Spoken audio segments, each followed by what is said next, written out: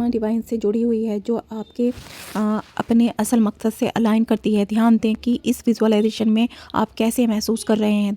देखें कि आपकी सारी तकलीफ़ें, कोई बीमारी नहीं, कोई बोझिल विचार नहीं, सब धुल गए हैं। सिर्फ एंडलेस वाइटलिटी बची है, जो आपको अपने लक्ष्यों और रिश्तों को के बारे में एक्साइटेड बनाती है। कल्पना करें कि अगर आप ऐसे महसूस करें तो आपकी ज़िंदगी कैसी होगी। ये एक्सपेक्टेशन से परे होगा, इतना इम्पैक्टफुल कि आपका बेस्ट वर्जन बनने के अलावा कोई रास्ता नहीं बचेगा। अब अपनी आंखें खोलें इस विश्वास के साथ कि ये सब मुमकिन है। एक खूबसूरत इसको फिर से करते हैं, एक छोटे से विजुअलाइजेशन एक्सरसाइज। आप सब अपनी आंख बंद कर सकते हैं, कल्पना कर सकते हैं आपका शरीर ऊर्जावान है, एक्टिव है और ज़िंदगी से भरपूर है। आपका मन ऑप्टिमिज्म, विल पावर और यूनिक पर्पस से भरा गया है। आपकी आत्मा डिवाइन से जुड़ गई है, जो आपको अपने असल मकसद से अलाइन करती है। ध्यान दें कि इस विजुअलाइजेशन में आप कैसे महसूस कर रहे हैं। देखें कि आपकी सारी तकलीफ़ें, कोई बीमारी नहीं, कोई बोझिल विचार नहीं, सब धुल गए हैं। सिर्फ एंडलेस वाइटलिटी बची है, जो आपको अपने लक्ष्यों और रिश्तों के बारे में एक्साइटेड बनाती है। कल्पना करें कि अगर आप ऐसे महसूस करें तो आपकी ज़िंदगी कैसी होगी। ये एक्सपेक्टेशन से भरा होगा, इतना इम्पैक्टफुल कि आपको अपने बेस्ट वर्जन बनने के अलावा कोई रास्ता नहीं बचेगा। अब आप अपनी आंखें खोलें और इस विश्वास के साथ ये सब मुमकिन है। एक खूबसूरत बगीचा बनाने के लिए जो फूलों और तितलियों से भरा हो, आपको ये सोचने की ज़रूरत नहीं कि बीज कैसे फूल बनेगा, उसे पहले से ही पता है। बस उसे मिट्टी, धूप और पानी से पोषण दीजिए। बस आपको खरपतवार, कीड़े, ऐसे पेस्ट जो बचाना है, जो इनके नेचुरल ग्रोथ को नुकसान पहुंचा सकते हैं। उसी तरह आपके शरीर को पहले से पता है कि परफेक्ट कैसे रहना है। बस आपको इससे गलत आदत जैसे ख़राब खाना, गलत स्लीप साइकिल, इनएक्टिविटी और इंस्टेंट ग्रेटिफिकेशन से बचना कि आपका मन एक खेती है जहाँ पॉजिटिविटी, विल पावर और अलर्टनेस के फूल उगाना एक चाहते हैं। क्या आप सोच सकते हैं कि वीड्स क्या होंगी? ये लिमिटिंग बिलीव्स, नेगेटिव सोच, सामाजिक कंडीशनिंग और सेल्फ लव की कमी है। जब ये वीड्स निकल जाएंगी तब आपके मन का बगीचा फल फूलेगा।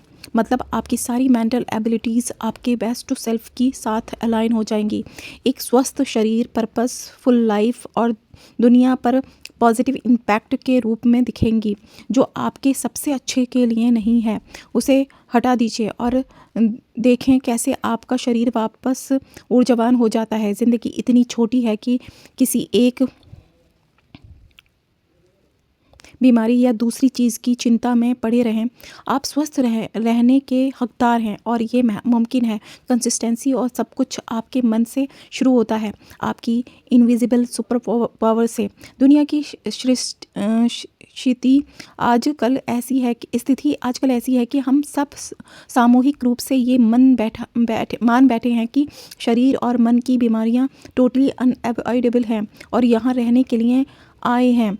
हम न सिर्फ एक्सपेक्ट करते हैं कि बीमार हो जाएंगे, बल्कि इसे अपनी डेली बातचीत का पॉइंट बना लेते हैं। ज़िंदगी की खुशियाँ, संभावनाएं और मकसद के बारे में बात करने के बजाय हम एक दूसरे को डिजेक्टेड और सॉरी महसूस कराते हैं। धीरे धीरे ये आदत बन जाती है और हम प्रोग्राम हो जाते हैं कि अपने मन को इसके साथ कंफर्टेबल बनाने के लिए नए तरीके ढूंढने की बजाय अच्छी हेल्थ के एक जन्म सिद्ध अधिकार है। थकान, चिंता, स्ट्रेस नेचुरल तरीका नहीं है। ख़राब नींद, ख़राब डाइजेशन, लो एनर्जी और रेसिंग थॉट्स ये डिफ़ॉल्ट स्टेज ऑफ बीइंग नहीं है। आयुर्वेदा नेचर की तरफ लौटने की संदेश है, उस सेंस में नहीं जैसे आम आदमी सोचता है। नेचर की तरफ लौटना का मतलब सिर्फ ऑर्गेनिक खाना नहीं, बल्कि ये आपकी अपनी असली प्रकृति की तरफ लौटना है। आपके वे ऑफ बीइंग जो डिवाइन द्वारा सेट किया गया है, जो खुशियों से भरपूर और परफेक्टली हेल्दी है। मदर नेचर हमारे सभी एलिमेंट्स की के लिए रेमेडीज़ से भरी पड़ी है। उसने हमें मुफ्त में दिया है ब्राह्मी, अश्वगंधा, त्रिफला, टर्मरिक, आंवला। ब्राह्मी अश्वगंधा मन को शांत और मजबूत करने के लिए, त्रिफला टर्मरिक डिटॉक्स के लिए, आंवला इम्यूनिटी को बढ़ाने के लिए, इम्प्रूव करने को, खून को साफ़ करने के लिए, दोषास को और मजबूत करने के लिए, triphala turmeric gut health improve करने के लिए, खून को साफ़ करने के लिए, दोषास को बैलेंस करने के लिए वगैरह। ऐसी जड़ी बूटियाँ की लिस्ट अभी शुरू हुई है, लेकिन फ़ायदे एंडलेस और जीवनदायक हैं। आप सही समय पर हैं। हिंदी में एक कहावत है, जब जागो तब सवेरा, जिसका मतलब है सुबह तब है जब आप जागना चुनते हैं। शायद आपने सालों से तकलीफ़ और कन्फ्यूज़न में जिया है। शायद आपने बिलीव करना बंद कर दिया है कि आपकी ज़िंदगी बेहतर हो सकती है। आपको लगता है कि आपने शरीर की हीलिंग की पुकार को इग्नोर कर दिया और अब आप एक अपैथी की स्थिति में गए हैं अपनी हेल्थ के बारे में। यही है गॉड की मर्ज़ी, अब ऐसा ही है। काश मैंने पास्ट में ध्यान दिया होता, अब बहुत देर हो चुकी है वगैरह। इस किताब के माध्यम से मैं आपको बताना चाहता हूँ कि आप कभी भी हीलिंग जर्नी शुरू करने के लिए बहुत दूर, बहुत बूढ़े, हेल्पलेस या टूट चुके नहीं हैं। आप ना तो बहुत बूढ़े हैं, ना ही हेल्पलेस, ना ही टूट चुके हैं। आयुर्वेदा में सभी हॉलिस्टिक विजडम है जो आपको अपने आप से जोड़ने के लिए है। आपको शरीर सिर्फ मिरेकुलस हीलिंग करने में कैपेबल है अगर उसके नेचुरल प्रोसेस को सपोर्ट किया जाए। जब कोई अपना रास्ता भूल जाता है, आयुर्वेदा वो गाइडिंग लाइट है जो उसे वापस ले जाती है। आयुर्वेदा एक लाइफ स्टाइल। आयुर्वेदा को अनपैकिंग करना एक नई लग्जरी है। Someone wise fast paced modern lifestyle के बदलते पैराडाइम के साथ लग्जीरियस या डिज़ायरेबल तरीके से जीने की डेफिनेशन भी बदल रही है। आज असली लग्जरी सिर्फ मटेरियल वेल्थ और एक्सपीरियंस से नहीं बनती। ये वेलनेस, माइंडफुलनेस और ख़ुद से कनेक्शन के बारे में ज़्यादा है। जहाँ मॉडर्न लाइफस्टाइल बहुत लोगों को धोखा और खोया हुआ महसूस कराती है, वहाँ आयुर्वेदा के प्रिंसिपल को अपनाना सबसे प्रीमियम और सुपरलेटिव इन्वेस्टमेंट है और इसके इफ़ेक्ट्स यहाँ रहने के लिए हैं। अब लोग external display of spouse riches से वाउड नहीं हैं। लोग स्कीम सच में चाहते हैं, वो हॉलिस्टिक वेलबीइंग, बैलेंस और अपना अंदर हार्मनी है जो अल्टीमेटली एक बेहतर दुनिया की तरफ ले जाता है। आयुर्वेदा में इतना एग्जॉस्टिव नॉलेज है जो ये ऑफ़र करने के लिए ही हम अपनी पूरी ज़िंदगी इसके ट्रीजर्स को समझने में बिता सकते हैं। ये natural remedies, customized diet plan, lifestyle guidelines और मेडिटेशन से भरा पड़ा है, सब एक जगह, ताकि आपकी ज़िंदगी बेस्ट बन सके। इसमें कोई लिमिट नहीं है कि आप अपने बारे में कितना सीख सकते हैं। आप इसे अपनी ज़िंदगी के हर एरिया में स्प्लैश करते हुए पाएंगे। ना सिर्फ हेल्थ में, अपने वाला चैप्टर में हम स्टैटिस्टिक और फैक्ट्स डिस्कस करेंगे जो हॉलिस्टिक वेलनेस की अर्जेंट ज़रूरत पर रोशनी डालते हैं। हम वेलनेस रिव्यू ऑन के वेलनेस के करीब हैं और हम में से हर कोई इससे बेनिफिट ले। Cold facts, chapter 3, cold facts. Global health care crisis. क्या हेल्थ एक लग्जरी है? लोगों का इलाज क्यों करो और उन्हें वापस उन कंडीशन में भेजो जो उन्हें बीमार करती हैं। Michael marmot. सरफेस पर देखें तो हम एज ए ह्यूमन सिविलाइजेशन बहुत आगे आ गए हैं। कन्वीनियंस, कंज्यूमरिज्म, ग्लोबल कनेक्टिविटी और टेक्नोलॉजी के मामले में, लेकिन जब हम गहरा देखते हैं तो हमारी ग्लोबल हेल्थ की स्टेट उतनी अच्छी नहीं है जितनी फास्ट पेस्ड लाइफ स्टाइल के साथ होनी चाहिए थी। मॉडर्न वर्ल्ड में हेल्थ केयर को इवॉल्व होना था ताकि सिर्फ ट्रीट ना करें बल्कि प्रिवेंट भी करें और लॉन्गेटिविटी बढ़ाएं, सब के लिए असेसिबल हो। लेकिन इन सब एडवांसमेंट्स के बाद भी हम हॉलिस्टिक हेल्थ केयर देने में लैकिंग लग रहे हैं। चाहे हम रिचेस्ट या पुअरेस्ट कंट्रीज़ की बात करें, ग्लोबल हेल्थ केयर में वाइडनिंग गैप्स हैं। ब्रीफली सम अप करें तो हेल्थ केयर इन एक्सेसिबल और अनअफोर्डेबल है बहुत लोगों के लिए। इसके लिए स्ट्रॉन्ग इंफ्रास्ट्रक्चर और लार्ज इन्वेस्टमेंट की ज़रूरत है। लाइफ स्टाइल डिजीज़ सिचुएशन को बिल्कुल एलिविएट नहीं कर रहे हैं। Cardiovascular diseases, heart attack, stroke, diabetes type 2, chronic respiratory diseases, cancer, obesity, PCOS, mental health disorders, anxiety, depression, ETC undeniably commonplace हो गए हैं। किसी भी मोमेंट पर हमारे नेटवर्क में कोई ना कोई इन इश्यूज से डील कर रहा होता है। हम एक ग्लोबल हेल्थ क्राइसिस एक्सपीरियंस कर रहे हैं जिसको हर लेवल पर यूनिफाइड कॉल टू एक्शन की ज़रूरत है। ये बुक इसी डायरेक्शन में एक अटैम्प्ट है, हर एक पर्सन को एम्पावर करके एक रीडर एक टाइम पर of all the forms of inequality, injustice in health is the most shocking and inhumane. Martin Luther king junior. World bank और वर्ल्ड हेल्थ ऑर्गेनाइजेशन की 2021 रिपोर्ट का अकॉर्डिंग लॉ इनकम कंट्रीज़ में shocking तरीके से आधे से ज़्यादा लोग असेंशियल हेल्थ सर्विसेज तक एक्सेस नहीं रखते। इन सर्विसेज में maternal health, vaccination, chronic disease का ट्रीटमेंट शामिल है। WHO की 2023 रिपोर्ट दिखाती है कि हर साल 100 मिलियन लोग एक्सपेंसिव हेल्थ केयर की वजह से एक्सट्रीम पॉवर्टी में चले जाते हैं। WHO ने यह भी रिपोर्ट किया कि 74% global deaths non communicable disease NCDs जैसे डायबिटीज़, कार्डियोवास्कुलर डिजीज़, कैंसर से होती हैं। यानी 41 मिलियन लाइव्स हर साल खो जाती हैं। कार्डियोवास्कुलर डिजीज़ अकेले 18 मिलियन डेथ्स हर साल कॉज करती है। अगली स्टैटिस्टिक ग्लोबल डिवाइड को शोकेस करती है। जब हेल्थ केयर की बात आती है, WHO के अकॉर्डिंग ग्लोबल पीपल का glaring half essential health services तक एक्सेस नहीं रखते।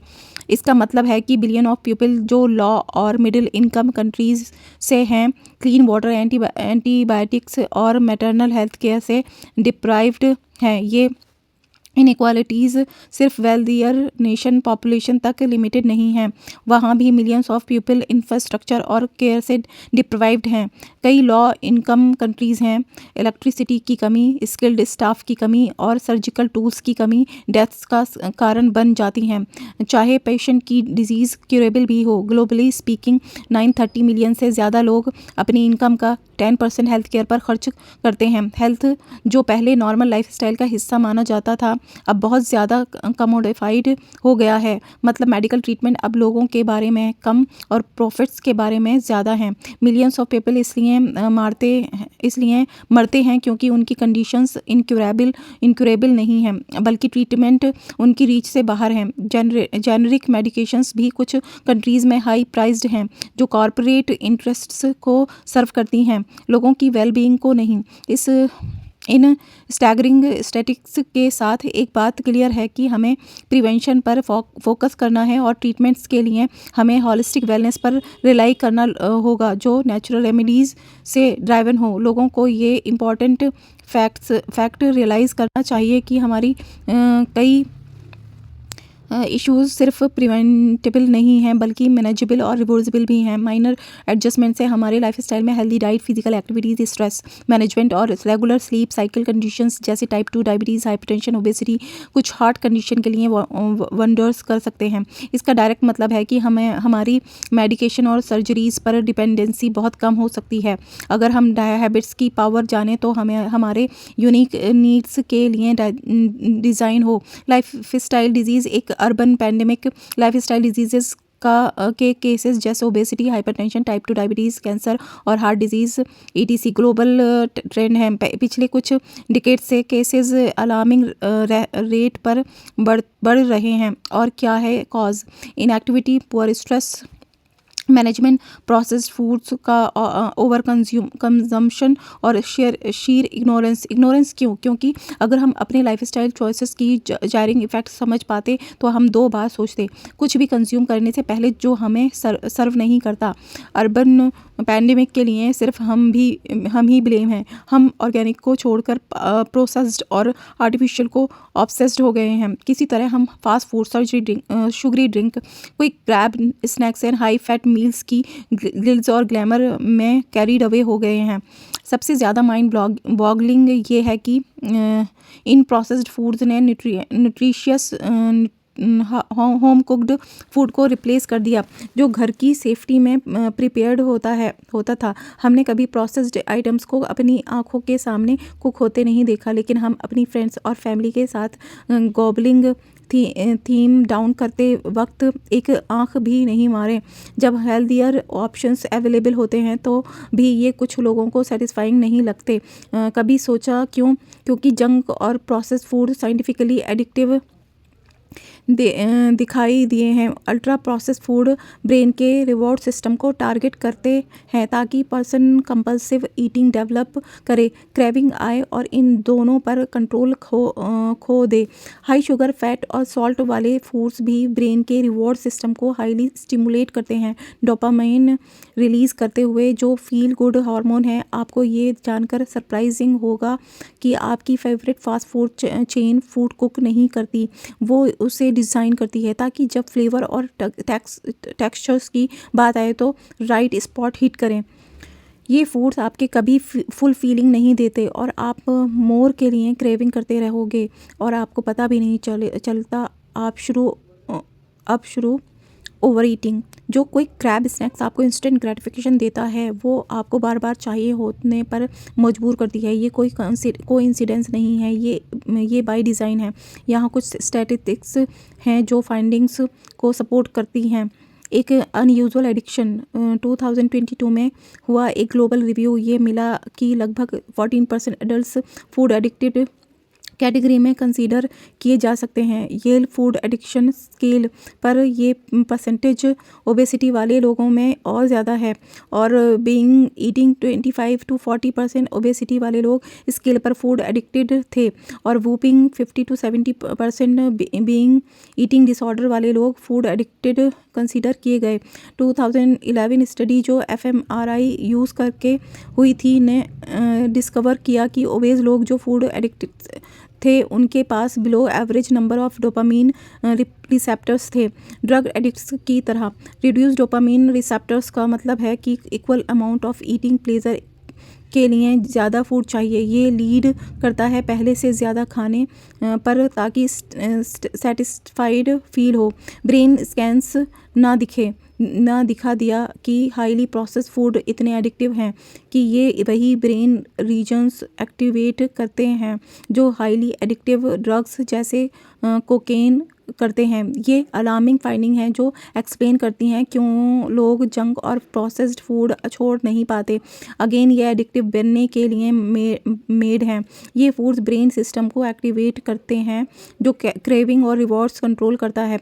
एक तरीके से ये प्रोसेस फूड्स आपके ब्रेन को हैक कर लेते हैं ताकि आप उन्हें क्रेव करो और ज़्यादा के लिए वापस आते रहो। यहाँ कुछ टेल साइन एरेटिक बिहेवियर्स हैं जो फूड एडिक्शन से ड्राइवन होते हैं। इरेगुलर ईटिंग, कुछ इंडिविजुअल्स के पास इरेगुलर ईटिंग पैटर्न्स होते हैं जो किसी साइकिल को फॉलो नहीं करते। फॉर एग्जांपल रात को लेट खाना, डाइट को एक्सट्रीम तक ले जाना, सर्टेन फूड्स ज़्यादा खा कर इंस्टीड ऑफ बैलेंस डाइट। ये अक्सर डाइट फेड्स का प्रे हो जाते हैं ताकि फिजिक में क्विक चेंजेस आएँ। सस्टेनेबल ईटिंग हैबिट्स इनकॉर्पोरेट किए बिना विड्रॉल सिम्टम्स क्या होता है जब तक एडिक्टिव सब्सटेंस तक एक्सेस नहीं मिलती, वो इरिटेबल, एंग्जियस और स्ट्रेस्ड हो जाते हैं और उन्हें हेडेक या स्टमक एक भी हो सकता है। ये बॉडी का रेस्पॉन्स है जब वो ड्रग पर डिपेंडेंट हो जाता है। ये सेम सिम्टम्स फूड एडिक्ट्स में भी मिलते हैं जब उन्हें वो फूड नहीं मिलता जिसको वो क्रेव कर रहे होते हैं। सिम्टम्स में mood swings, irritability, tiredness, nausea, anxiety और इवन डिप्रेशन भी शामिल है क्योंकि ब्रेन को lower dopamine levels feel good hormone के साथ रीएडजस्ट करना पड़ता है जो क्रेविंग फूड खाने के बाद रिलीज़ होता है। ओवर ईटिंग, एक फूड एडिक्ट जब भी खाता रहता है जब वो फुल हो जाता है। ऐसा इसलिए होता है क्योंकि उन्हें सेटिस्फाइड फील नहीं होता। पेट तो फुल हो सकता है प्रोसेस फूड से, लेकिन ब्रेन अभी भी डोपामीन रश ढूंढ रहा होता है जिसके बिना क्रेविंग और रिवॉर्ड का साइकिल कंप्लीट फील नहीं होता और वो हाई को रीच करने के लिए ज़्यादा और ज़्यादा खाता रहता है। यही रीज़न है कि लोग प्रोसेस फूड छोड़ पाना और फूड कंजम्पशन की अमाउंट कम करना बहुत मुश्किल पाते हैं, इसलिए उन्हें ट्रीटमेंट्स जैसे गैस्ट्रिक बाईपास सर्जरी लेनी पड़ती हैं जो स्टमक का साइज़ कम कर देती हैं। तो अब अपने फेवरेट फूड्स रखने का क्या मतलब है? Frequent cravings. एक फूड एडिक्ट के लिए ये ऑलमोस्ट पॉसिबल है कि वो फ्रीक्वेंट अर्जेस एक्सपीरियंस ना करे अपने क्रेव्ड फूड्स को खाने की, चाहे उन्होंने फुल मील ही क्यों ना खाया हो। दुनिया की बेस्ट मील खाने के बाद भी वो उस वक्त उस एक मिसिंग आइटम को ढूंढते रहते हैं जो उन्हें डोपामीन रश देते हैं सेटिस्फाइड फील करने के लिए। कभी आपने कोई एडवर्टाइजमेंट देखा है जहां पूरा फैमिली अपना डिनर साथ में खा रहा है, ख़त्म होने के बाद फैमिली का सबसे बड़ा मेंबर डिक्लेयर करता है कि उसका मील कंप्लीट नहीं है बिना उस एक चॉकलेट ब्रांड के, जो ब्रिंगिंग थीम टुगेदर की रीज़न बनता है। Making them a close knit और हैप्पी लॉट। ऐसी चीज़ें एडवर्टाइजमेंट के थ्रू प्रमोट की जाती हैं, हमें बेटर वॉच आउट करना चाहिए। Emotional compulsion. स्ट्रेस ईटिंग एक ऐसा फिनोमेना है जहां लोग हाई फैट, शुगर या सॉल्ट वाले फूड्स ओवर ईट करते हैं स्ट्रेस या स्ट्रॉन्ग नेगेटिव इमोशंस से कोप करने के लिए। ऐसे सिनेरियोज में नरिशिंग फूड खाना वो नहीं है जो एक्चुअली रिलीफ देता है, बल्कि क्योंकि एडिक्ट ब्रेन डोपामीन रश के लिए फंक्शन करता है, ये वही सेम एडिक्टिव फूड्स पर स्टिक करता है जो बॉडी में हर तरह के इम्बैलेंस लाते हैं। Secretive eating. फूड एडिक्ट्स अक्सर अपनी ईटिंग पैटर्न से अशेम्ड महसूस करते हैं, लेकिन इसके लिए हेल्प मांगने की जगह वो फूड्स को हाइडिंग और हार्डिंग करते हैं और सीक्रेट में खाते हैं ताकि क्वेश्चनिंग आइज से बच सकें। High sugar, high salt, processed और फैटी फूड्स का इंस्टेंट ग्रेटिफिकेशन हमारे ब्रेन को स्लोली हैक कर लेता है ताकि वो हाई के लिए क्रेव करे। इसके लास्टिंग इम्पैक्ट्स को इग्नोर करते हुए जो बॉडी पर होते हैं, जैसे chronic conditions, reduce quality of life और प्रीमेच्योर डेथ्स तक। अपने खुद की हैबिट्स और इग्नोरेंस को अकाउंटेबल होल्ड करना बेटर है। क्विक फिक्स ग्रैब स्नैक्स ढूंढने से hungry grab a nutritious meal over exposure. American Psychological Association 2020 के अकॉर्डिंग बच्चे हर साल 4000 से 7000 जंक फूड एड्स के बीच एक्सपोज्ड होते हैं जो उन्हें बिना इम्पैक्टिंग दियर माइंड्स शेपिंग दियर प्रेफरेंस छोड़े नहीं छूटते टेंडर एज में, जो इवेंचुअली लाइफ लॉन्ग हैबिट्स में लीड करता है जिन्हें वो एडल्ट तक परस्यू करते हैं। जितना ज़्यादा लोग प्रोसेस्ड फूड्स के थ्रू एक्सपोज होते हैं, big banners, exclusive deals, celebrity promotions, emotional baiting और सोशल मीडिया एड्स के थ्रू, उतना ज़्यादा एक इंडिविजुअल उन्हें क्रेव करने लगता है चाहे वो हंग्री ना भी हो। Health promotion. Journal of Australia में 2021 में पब्लिश हुई एक इंटरेस्टिंग स्टडी ने दिखाया कि 4 से 6 साल के बच्चे बिलीव करते थे कि फूड बेटर टेस्ट करता है अगर पैकेजिंग पर कोई कार्टून करैक्टर हो। ओबेसिटी और डायबिटीज़ स्पाइक्स अक्सर पीपल के बढ़ता ultra process foods UPF consumption का डायरेक्ट रिफ्लेक्शन है। बॉटम लाइन ये है कि प्रोसेस्ड और जंक फूड्स एडिक्टिव हैं और फाइंडिंग साइंस से बैक्ड हैं। तो चाहे हमें ड्रग्स और अल्कोहल का एडिक्शन ना भी हो, हमें प्रोसेस फूड के इस इंसीडियस एडिक्शन से बचना होगा। Ignorance is bliss.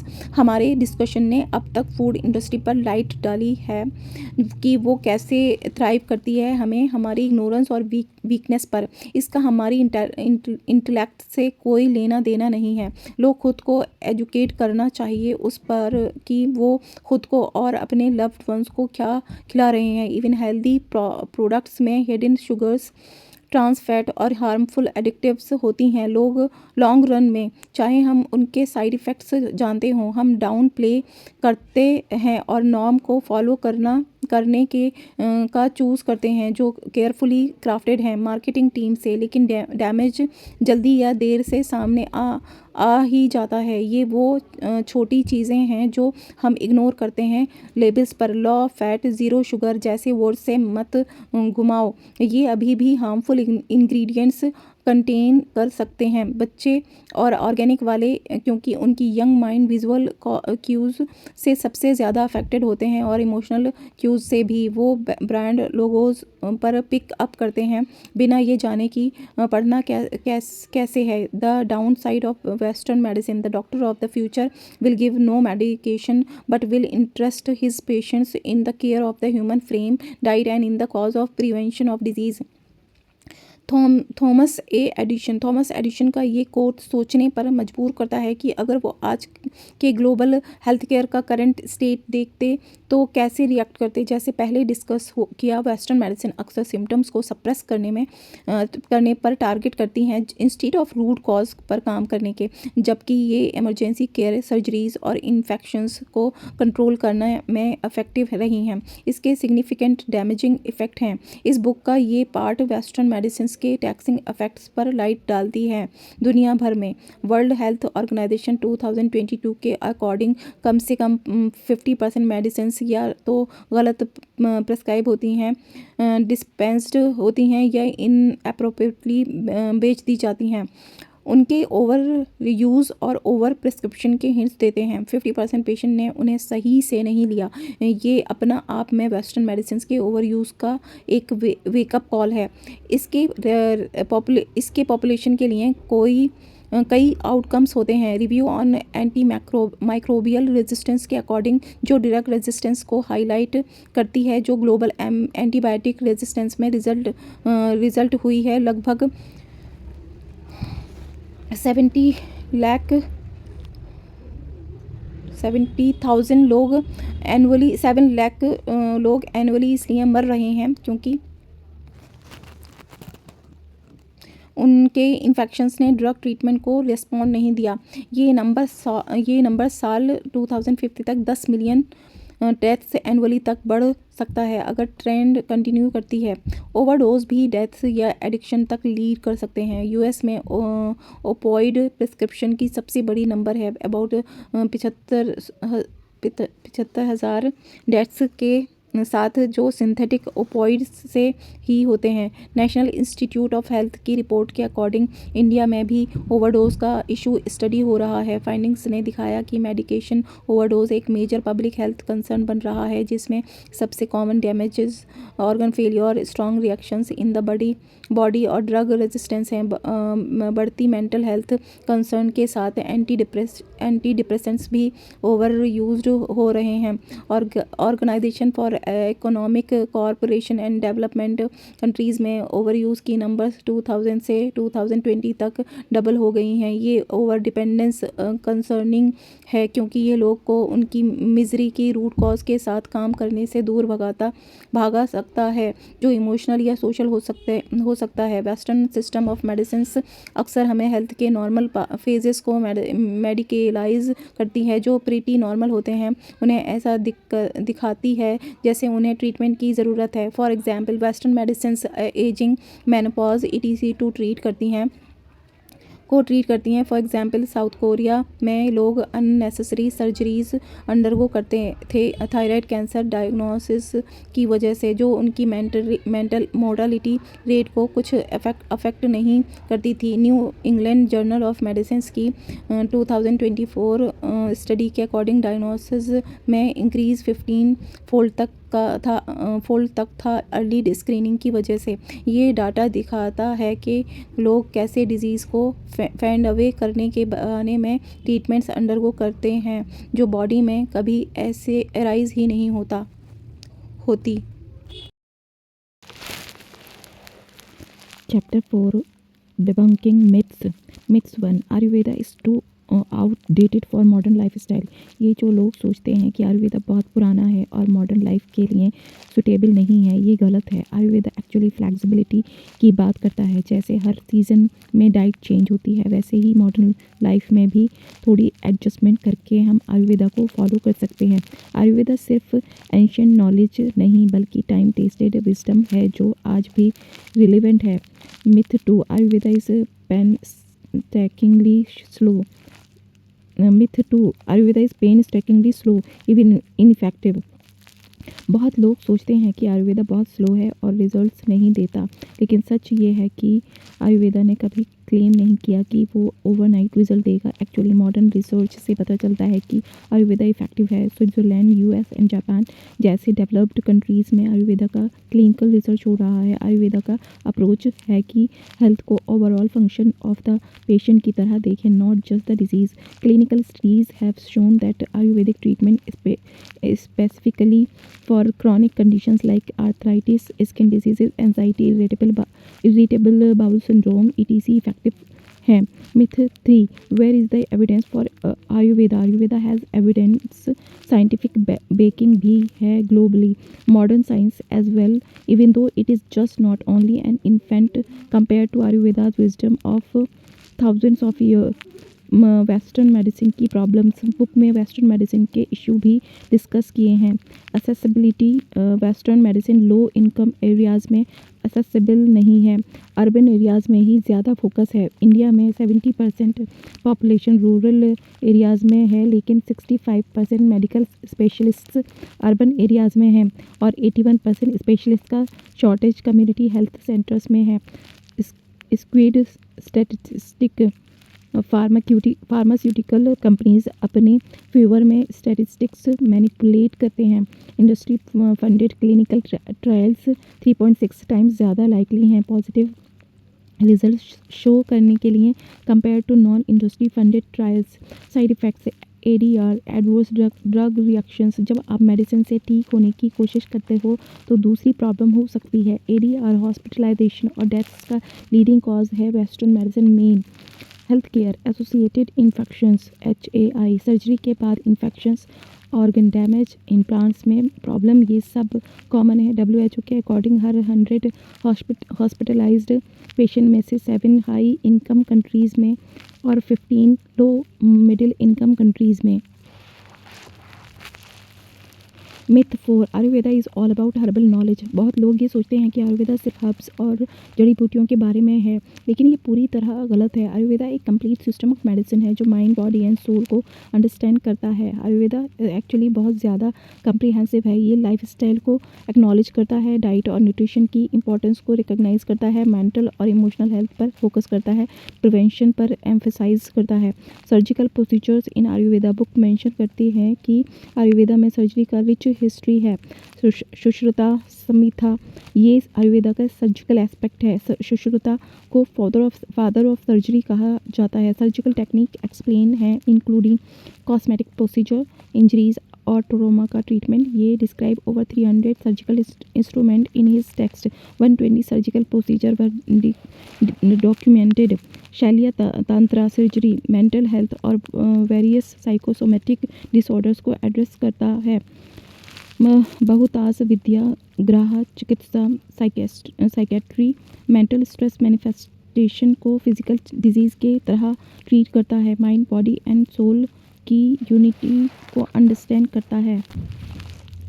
काया चिकित्सा, इंटरनल मेडिसिन, ये डिजीज़ को हॉलिस्टिक वेलनेस सिस्टम के थ्रू ट्रीट करता है। ये होल बॉडी को अफेक्ट करता है। एग्जाम्पल के लिए digestive issue, fever, etc। The main work of this branch of Ayurveda is to balance the 3 doshas in the body, vata, pitta, kapha, with the aid of lifestyle changes, diet, detox and herbal medicine. Shalya Tantra surgery, ये surgical aspect of Ayurveda है which deals with fracture, cosmetic procedure, injuries and trauma. In the Sushruta Samhita, who is considered the father of surgery, these surgical techniques are explained in detail, including the past surgery care.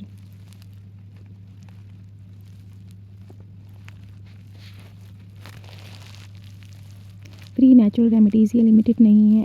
As explain previously, Ayurveda एक holistic wellness system है और ये सिर्फ about your mind, body ये and और spirit, ये compress करता है everything in your lifestyle from your diet to your psyche as well. जब ये comes to Ayurveda, it is all connected in the multiverse of Ayurveda. काया चिकित्सा, इंटरनल मेडिसिन, ये जनरल मेडिसिन को ट्रीट करता है जो कि पूरी बॉडी को अफेक्ट करता है। For example digestive issues, fever issues in metabolism. जो काया चिकित्सा होता है, इसका मेन वर्क होता है 3 दोषास को बैलेंस करना, वात, पित्त, कफ को।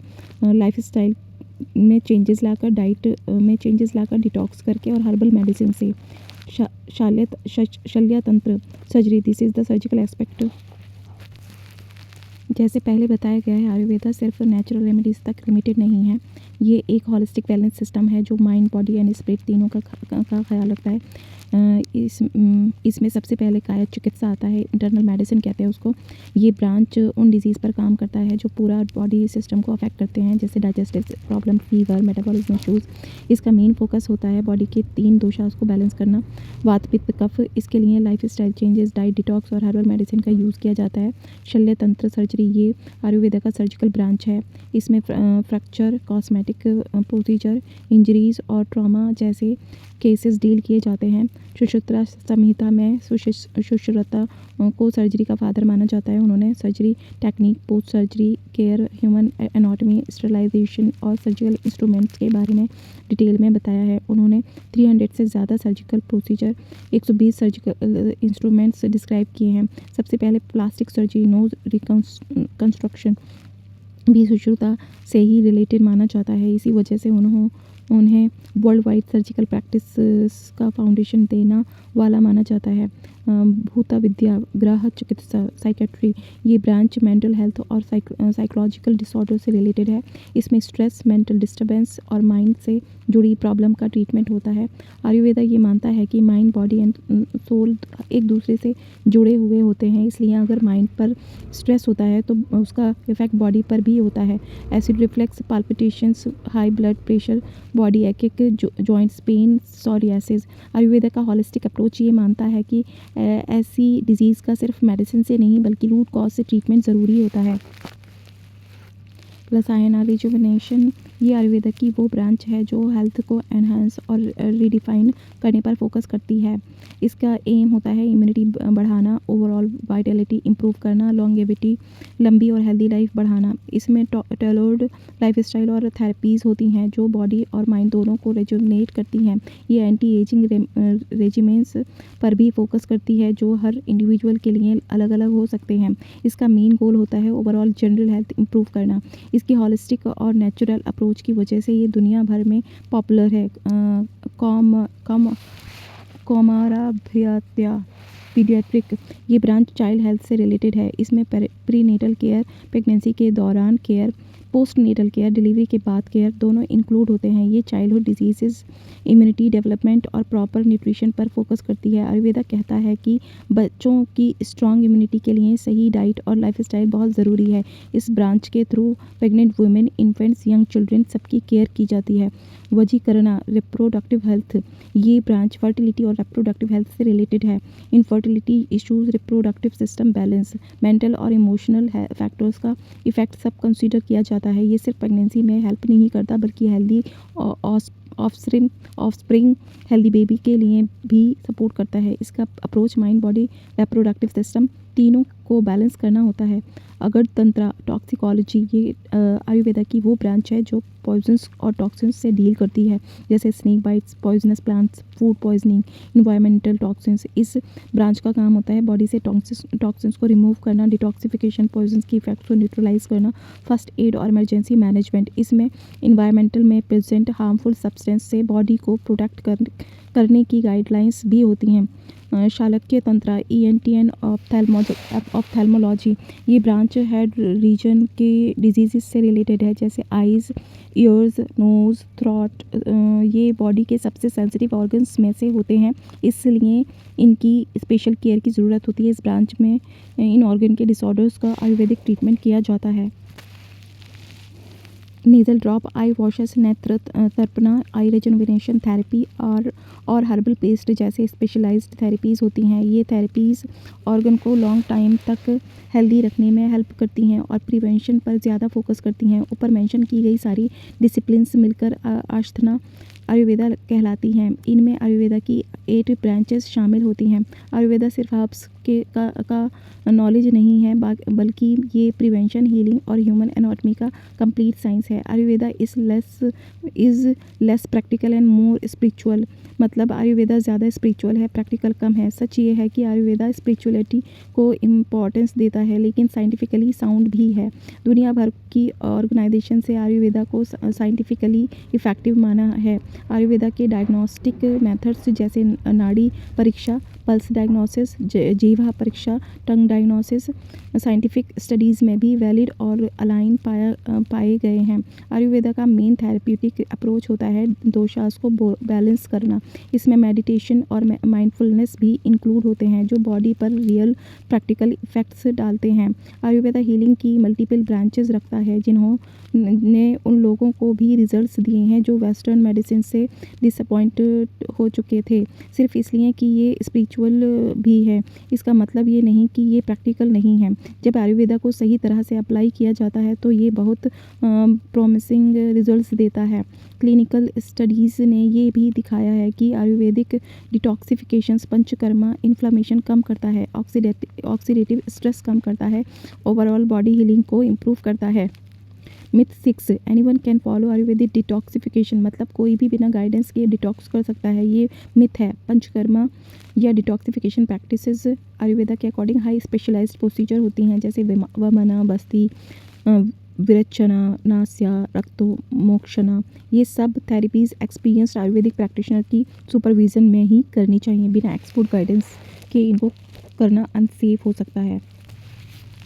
Western medicines low income region में मासेस के लिए हाईली नेसेसिबल है। वो सिर्फ अर्बन एरियाज़ को ही ऑक्यूपाई करता है, showcasing their abilities slowly the high leaving the understand behind. India में 65% से ज़्यादा मेडिकल स्पेशलिस्ट अर्बन एरियाज़ में हैं, जबकि ये एक नॉन फैक्ट है कि 70% of the Indian population rural areas में लोकेटेड है। सिर्फ यही नहीं, there are also shortfall for ये सब इन्हें शरीर को सावधानीपूर्वक तैयार करने की आवश्यकता होती है।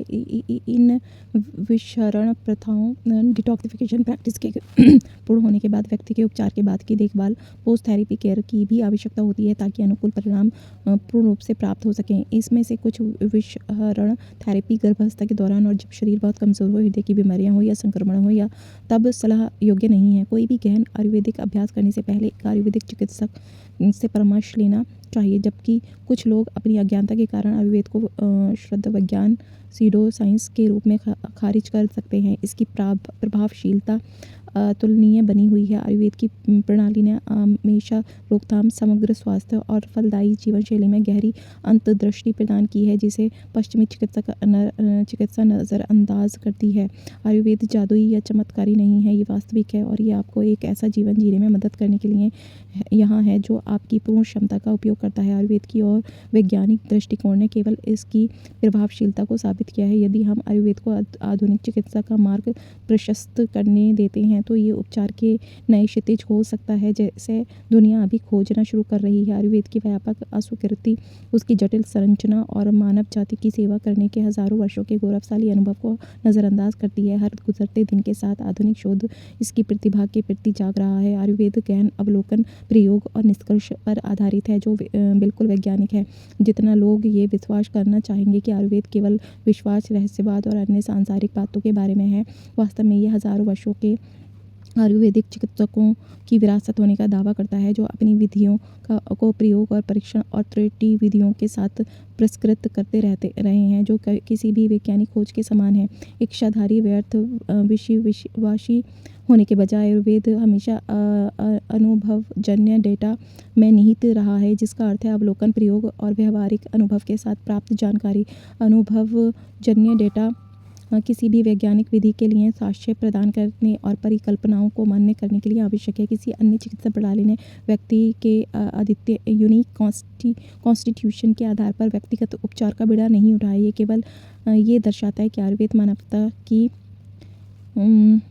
सेवा में हमेशा अपने समय से आगे रहा है। 3 दोषों में प्रकारों का इसका वर्गीकरण वैज्ञानिक रूप से सही पाया गया है। उदाहरण के लिए आयुर्वेदिक संविधान के प्रकारों, दोषों और जीनोमिक मार्करों के बीच सहसंबंध पाए गए हैं, जो विशिष्ट डीएनए सीक्वेंस हैं जिनका उपयोग व्यक्तियों, लोगों या प्रजातियों आदि की पहचान के लिए किया जाता है। जीनोमिक्स और इंटीग्रेटिव बायोलॉजिकल संस्थान भारत द्वारा किया गए शोध ने पाया कि आयुर्वेदिक शरीर प्रकारों द्वारा वर्गीकृत विभिन्न लोगों के अंदर अलग अलग जीन अभिव्यक्ति पैटर्न भी होते हैं, जो दोषों की प्रणाली में सच्चाई है। आयुर्वेद के बारे में एक और महान बात इसका समग्रता या विरोधी न्यूनीकरणवाद का दृष्टिकोण है, जबकि आधुनिक चिकित्सा का अधिकांश हिस्सा न्यूनीकरणवाद में निहित है। इसका मतलब है कि आयुर्वेद रोगग्रस्त अंग या ऊतकों को पूरे शरीर से अलग करके इलाज नहीं करता। ये विभिन्न अंगों के बीच सहसंबंध और परस्पर क्रियाओं को समझता है, जबकि जब पश्चिमी चिकित्सा की बात आती है तो रोगग्रस्त भाग को पूरे से अलग माना जाता है, जो साइड इफ़ेक्ट्स होने का कारण भी हो सकता है। आयुर्वेद द्वारा समग्र दृष्टिकोण वह है जो पुरानी बीमारियों में मदद करता है, जो जेनेटिक्स, जीवनशैली, पर्यावरण और शरीर विज्ञान के बीच अटल संबंध को समझता है। आयुर्वेद अंत विषय है और केवल जड़ी बूटी आधारित नहीं, जैसा कि पहले प्रदर्शित किया गया था। ये केवल आयुर्वेद के गहन ज्ञान और दायरे को अधिक साबित करता है। भविष्य को स्थिरता की ओर जागने और स्वास्थ्य सेवा की बात आने पर दोनों दुनियाओं के सर्वश्रेष्ठ को एकीकृत करने के नए तरीके खोजने की आवश्यकता है। भविष्य को समग्र स्वास्थ्य सेवा और स्वस्थ जीवन शैली की आवश्यकता के बारे में जागरूक होने की आवश्यकता है, ताकि हम मानव सभ्यता के रूप में विकास करते रह सकें। आज सवाल ये नहीं है कि क्या कोई व्यक्ति अपनी खोज में भौतिकवादी बन गया है। सवाल यह है कि क्या वह अपनी पूर्ण क्षमता और स्थिरता के साथ अपने सपनों का पीछा करने में सक्षम है। जैसे जैसे दुनिया बदल रही है, हमें अनुकूल करने की आवश्यकता है। जैसे विकास की प्रक्रिया में हर प्रजाति को करना पड़ा है, लोग प्रकृति की ओर वापस नहीं जा रहे, जैसे सब कुछ छोड़कर और त्यागी बन जाएं। आज लोग बस स्वस्थ रहने और अपने सपनों को पूरा करने में सक्षम होना चाहते हैं। जीवन के सभी क्षेत्रों में ऐसे लोग हैं, उनकी भूगोल में अंतर। फ्यूचर ऑफ मेडिसिन का कंटिन्यूएशन, आयुर्वेदा और मॉडर्न साइंस का connection, Ayurvedic constitution type, doshas और जेनेटिक मार्कर के बीच कोरिलेशन मिले हैं। Institute of genomic and integrative biology India ने रिसर्च किया है कि डिफरेंट आयुर्वेदिक बॉडी टाइप्स में डिफरेंट जीन्स एक्सप्रेशन पैटर्न होते हैं। इससे ये प्रूफ होता है कि दोषाज की सिस्टम में साइंटिफिक ट्रूथ है। आयुर्वेदा का हॉलिस्टिक अप्रोच आयुर्वेदा हॉलिज्म या एंटी रिडक्शनिज्म का अप्रोच फॉलो करता है। मॉडर्न मेडिसिन रिडक्शनिज्म में रूटेड है। ये डिजीज़ ऑर्गन को सेपरेट ट्रीट करता है। आयुर्वेदा पूरे बॉडी को समझता है, ऑर्गन के बीच इंट्रैक्शंस और कोरिलेशन को रिकॉग्नाइज करता है। यही हॉलिस्टिक अप्रोच के क्रॉनिक डिजीज़ में हेल्प करता है। ये जेनेटिक, लाइफस्टाइल, इन्वायरमेंट और फिजियोलॉजी के बीच में इरिफ्यूटेबल कनेक्शन को समझता है। आयुर्वेदा इंटरडिसिप्लिनरी सिस्टम, आयुर्वेदा सिर्फ हर्ब बेस्ड नहीं है जैसे पहले शोकेस किया गया, ये इंटरडिसिप्लिनरी है और इसका डीप नॉलेज और स्कोप बहुत वास्ट है। फ्यूचर ऑफ मेडिसिन, फ्यूचर को सस्टेनेबिलिटी के तरफ जागना पड़ेगा। हेल्थ केयर में दोनों वर्ड आयुर्वेदा मॉडर्न मेडिसिन का बेस्ट इंटीग्रेट करना होगा। हॉलिस्टिक हेल्थ केयर और हेल्दी लाइफस्टाइल की ज़रूरत है ताकि हम ह्यूमन सिविलाइजेशन के रूप में डेवलप करते रहें। आज का क्वेश्चन ये नहीं है कि पर्सन मटेरियलिस्टिक बन गया है, क्वेश्चन ये है कि क्या वो अपने ड्रीम्स को फुल पोटेंशियल और सस्टेनेबिलिटी के साथ केस कर सकते हैं। दुनिया बदल रही है, हमें अडॉप्ट करना होगा जैसे एवोल्यूशन में हर स्पीसीज़ ने किया। लोग नेचर की तरफ वापस नहीं जा रहे, सब कुछ छोड़कर लोग बस हेल्दी रहना चाहते हैं, अपने ड्रीम फुलफिल करना चाहते हैं। इनकम, बैकग्राउंड या इंटरेस्ट किसी को भी उनके राइट से डिप्राइव नहीं करना चाहिए। सबको हेल्दी लाइफ जीने का हक है और ड्रीम बनाना और अचीव करना चाहिए। रियलिटी को फेस करने के लिए क्विक फिक्सेस और शॉर्ट टर्म प्लेजर से आगे देखना होगा। हमें रेसेस करना होगा कि ट्रूली क्या काम करता है। आयुर्वेदा मैनकाइंड की great strength, Ayurveda coming era में मैनकाइंड की ग्रेट स्ट्रेंथ साबित होगा। ज़्यादा लोग कंज्यूमरिज्म, हैवी मार्केटिंग और फ्लैशी रिजल्ट से ब्लाइंडेड हैं। ये डायरेक्ट अटैम्प्ट है हमारी पर्सनल चॉइसेस को इन्फ्लुएंस करने का। लॉन्ग रन में ये बेस्ट नहीं है। जब लोग अब हेल्थ केयर की वैल्यू समझने लग रहे हैं, फिजिकली, मेंटली, स्पिरिचुअली। हमें बस एक नज चाहिए सही डायरेक्शन में, एक गाइडेंस, ताकि हम वापस अपने ट्रू नेचर की तरफ जा सकें, जो हेल्दी, जॉयस और फुल ऑफ वाइटलिटी है। इंस्टीट्यूशन और ऑर्गेनाइजेशन, टुडे इंडिया में इंस्टीट्यूशंस जैसे all India institute of Ayurveda, central council for research in Ayurvedic sciences, ये सब हॉलिस्टिक वेलनेस के कॉज को पुश कर रहे हैं world wide by international research और क्लिनिकल ट्रायल्स के साथ कोलैबोरेट करके ministry of Ayush, government of India traditional medicine को प्रमोट कर रही है, जो एविडेंस बेस्ड और सेफ है। ग्लोबल इंटीग्रेशन, अब इंटीग्रेटिव मेडिसिन क्लिनिक्स हैं जो हार्वर्ड, जॉन्स हॉपकिंस और क्लीवलैंड क्लिनिक से अफेक्टेड हैं। ये आयुर्वेदिक प्रिंसिपल्स यूज़ कर रहे हैं क्रॉनिक लाइफस्टाइल को ट्रीट करने के लिए। कंक्लूजन, आयुर्वेदा को रेस्पेक्ट दो, आयुर्वेदा को रेस्पेक्ट देनी चाहिए। ये relic of the past, outdated या मिस्टिकल नहीं है।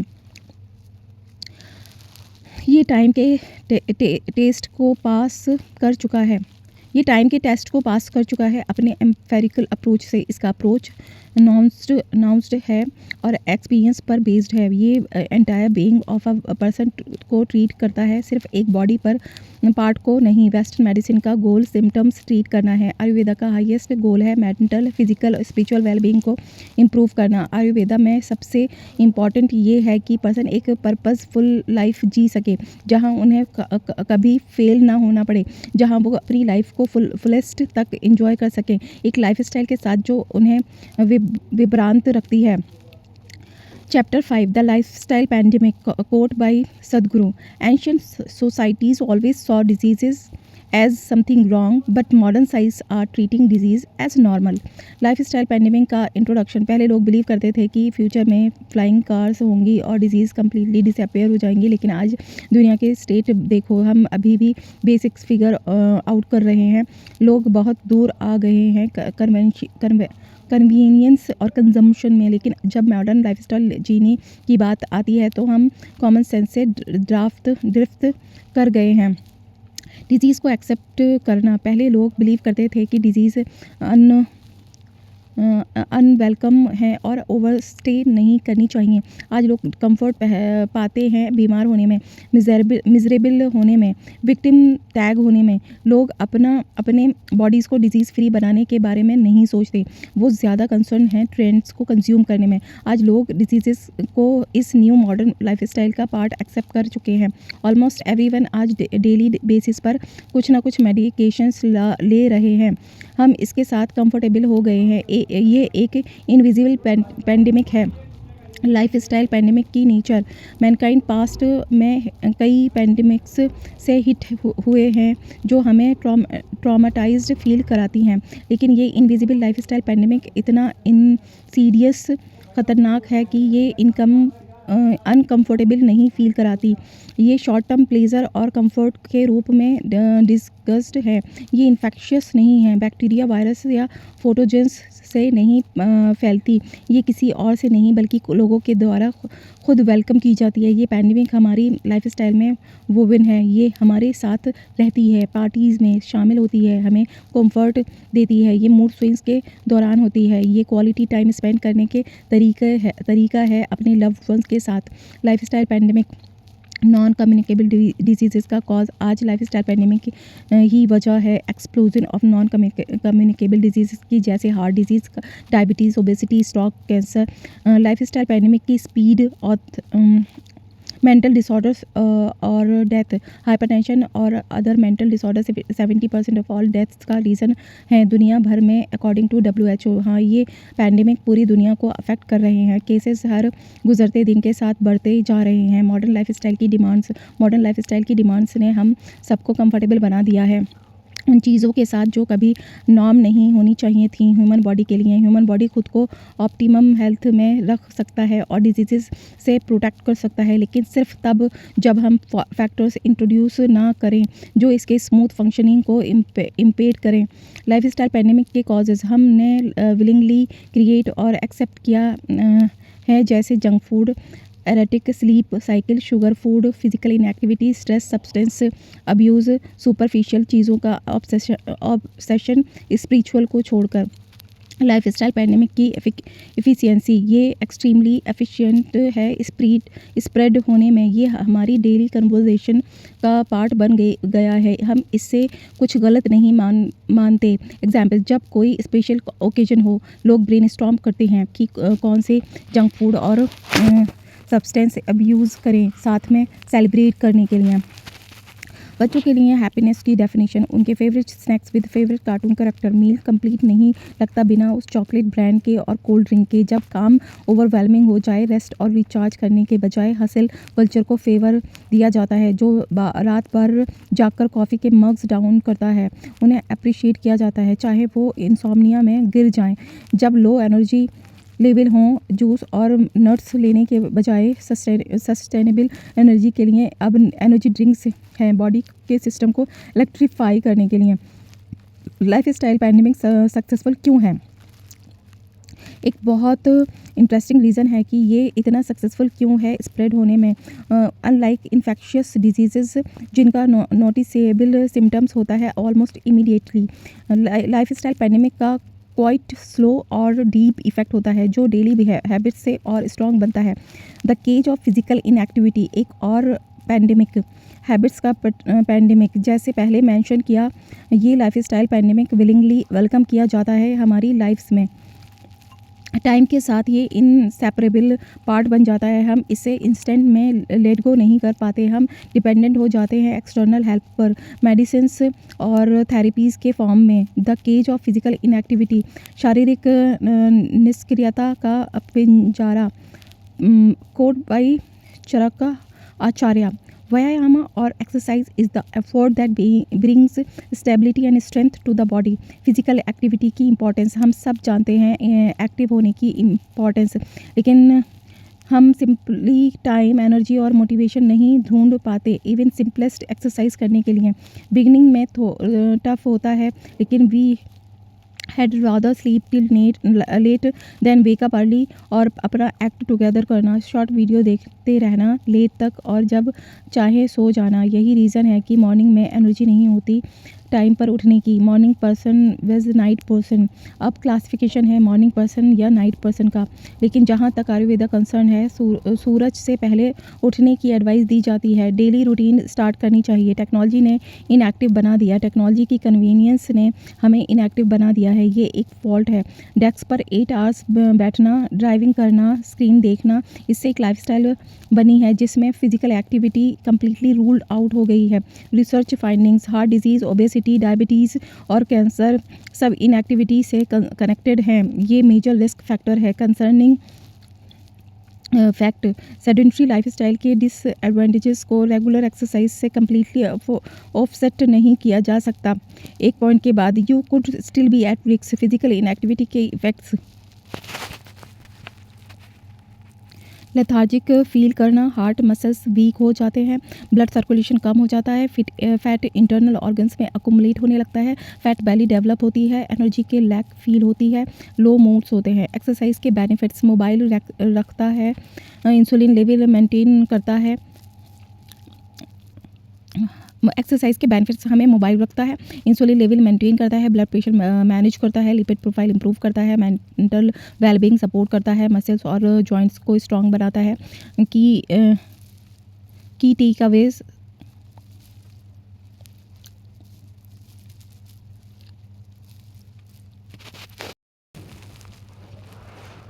No rest and sleep deprivation. आजकल लोग हेल्थ ट्रैकिंग ऐप और फिटनेस गैजेट्स डाउनलोड करते हैं, लेकिन वो एक्चुअली फिट होने और एक्सरसाइज करने में बहुत डिफरेंस है। सिर्फ अलार्म से सेट करना एक बात है, लेकिन सुबह उठकर पार्क जाना बिल्कुल अलग स्टोरी है। ट्रू रेस्ट सिर्फ एक्टिविटी का एब्सेंस नहीं है, ये माइंड, बॉडी और स्पिरिट का सिम्फनी है। स्लीप डिप्रीवेशन के नुकसान, स्क्रीन टाइम और स्ट्रेस की वजह से लोग ओवरवर्क करते हैं और टारगेट्स अचीव करने के लिए स्लीप सेक्रीफाइस कर देते हैं। एवरेज एडल्ट को 7 to 9 आवर्स की क्वालिटी स्लीप चाहिए, लेकिन सिचुएशंस अपोजिट है।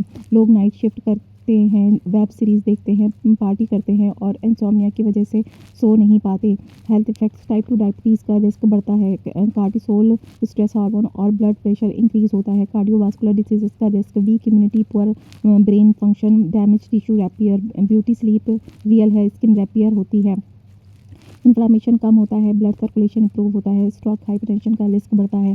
प्रोफेशनल और एम्प्लॉयर्स को रेस्ट और स्लीप को प्रायोरिटाइज करना चाहिए। कैफीन लिमिट करना ज़रूरी है क्वालिटी स्लीप के लिए। मेंटल इमोशनल स्ट्रेस के प्रॉब्लम, माइंड और बॉडी सेपरेट एंटाइटीज़ नहीं है। जो एक का अफेक्ट करता है वो दूसरे को भी अफेक्ट करता है। आयुर्वेदा में मेंटल इम्बैलेंस को मानसिका निदाना कहते हैं। मानस की वाइसेस इंक्लूड चिंता, वरी, क्रोध, एंगर, लोधा, ग्रीड, भाया, फियर, कमा, लस्ट, मोहा, अटैचमेंट। क्रॉनिक स्ट्रेस के इफ़ेक्ट्स, ये वॉइसेस हैबिट बन जाते हैं और मेंटल वेलबींग डिस्ट्रॉय कर देते हैं। माइंड और हार्ट ऑप्टिमल हेल्थ में नहीं रहते तो सही डिसीजंस नहीं ले सकते, हैस्टी डिसीजंस लेते हैं जो उनके लिए ठीक नहीं होते। हार्ट और नर्वस सिस्टम पर प्रेशर पड़ता है। लाइफस्टाइल डिजीज़ की मेजर कंट्रीब्यूटर है stress. Personal life, professional life, relationship, सब एरियाज अफेक्ट होते हैं। Fight flight freeze response evolution से आया सर्वाइवल मैकेनिज्म। पहले एंसेस्टर्स के लिए वाइल्ड एनिमल्स और एनिमी ट्राइब्स से बचने के लिए था। मॉडर्न सिविलाइजेशन में सेम डेंजर्स नहीं हैं बट रेस्पॉन्स अभी भी एक्टिवेट होता है। एग्जाम, एंग्री डॉग, डेडलाइन, सभी सिचुएशंस में ये ट्रिगर होता है। Body constantly hyper vigilant alert रहती है। लॉन्ग टर्म स्ट्रेस में अनकंट्रोलेबली एंजाइटी, ओवरथिंकिंग, इंसोम्निया होता है। बॉडी रिलैक्स नहीं कर पाती। Chronic mental issues, being, eating, substance abuse, smoking वगैरह हार्मफुल हैबिट्स डेवलप हो जाती हैं। Stress hormone create blood pressure और blood sugar increase, unhealthy fat buildup, weak immune system और insulin resistance, depression, anxiety, insomnia का इंक्रीज रिस्क। अगर किसी को एंजाइटी या डिप्रेशन है तो वो डीमोटिवेटेड फील करता है, एनर्जी नहीं होती चेंजेस करने की। जस्ट गेट ओवर इट या स्टॉप ओवर थिंकिंग जैसे फ्रेजेस इंसेंसिटिव होते हैं उनके मेंटल सफरिंग के लिए। Common chronic stress instigators, work pressure, social stigma, family drama, financial obligations, challenges childhood. अगर स्ट्रेस अनमैनेजेबल लग रहा है तो आयुर्वेदिक प्रैक्टिशनर से कंसल्ट करना चाहिए। Plate of poor diet, Ayurvedic proverb, जब डाइट सही है मेडिसिन की ज़रूरत नहीं, जब डाइट गलत है तो मेडिसिन काम नहीं करेगी। आयुर्वेदा में डाइट को आहारा कहते हैं। ये हेल्थ कंट्रीब्यूट करने का सबसे इंपॉर्टेंट फैक्टर है। नेचर विजडम, मदर नेचर ने ह्यूमंस के लिए सबसे न्यूट्रिशियस फूड प्रिपेयर किए हैं और हमें उन्हें आइडेंटिफाई करने की एबिलिटी दी है। कुछ फूड्स हमारे ऑर्गन्स जैसे दिखती हैं और सरप्राइजिंगली एनफ वही ऑर्गन को नरिश भी करती हैं। वॉलनट ब्रेन जैसा दिखता है। ओमेगा 3 फैटी एसिड से रिच है जो ब्रेन फंक्शंस सपोर्ट करते हैं। किडनी बीन्स किडनीज के लिए अच्छे हैं, फाइबर और प्रोटीन प्रोवाइड करते हैं। आलमंड्स आइस की शेप के हैं, विजन के लिए हेल्दी हैं। Vitamin E, antioxidant, omega 3, tomato. Interior में 4 चैम्बर्स हैं जैसे हार्ट में। लाइकोपेन से रिच है जो हेल्दी हार्ट सपोर्ट करता है। ग्रेप्स एल्वियोलाई लंग जैसी दिखती है, एंटीऑक्सीडेंट से लंग कैंसर का रिस्क रिड्यूस करता है। एवोकाडो यूट्रस जैसा दिखता है और फॉलिक एसिड है के सपोर्ट के लिए। सेलरी लॉन्ग और Stacey like bones, silicon content से बोन्स स्ट्रॉन्ग होते हैं। इंपॉर्टेंट नोट, नेचुरल फूड के बेनिफिट्स सिर्फ स्पेसिफिक ऑर्गन्स तक लिमिटेड नहीं है, ये होलिस्टिक वेलबींग सपोर्ट करते हैं। रॉन्ग फूड कॉम्बिनेशन, विरुद्धा आहारा, एग्जाम्पल मिल्क, बनाना मिल्क, सोर fruit smoothies, milk salty fruit और आफ्टर मील हनी घी etc। रॉन्ग कॉम्बिनेशन से toxin, inflammation, blotting and acidity create होती है। ये डाइजेस्टिव इश्यूज का अर्रे क्रिएट करते हैं। इम्प्रॉपर डाइट सबसे सिग्निफिकेंट फैक्टर है लाइफस्टाइल डिसऑर्डर्स जैसे obesity, hypertension, diabetes, cardiovascular disease के लिए। आयुर्वेदिक मल्टीवर्स में फूड है गुना क्वालिटी, विरिया पोटेंसी।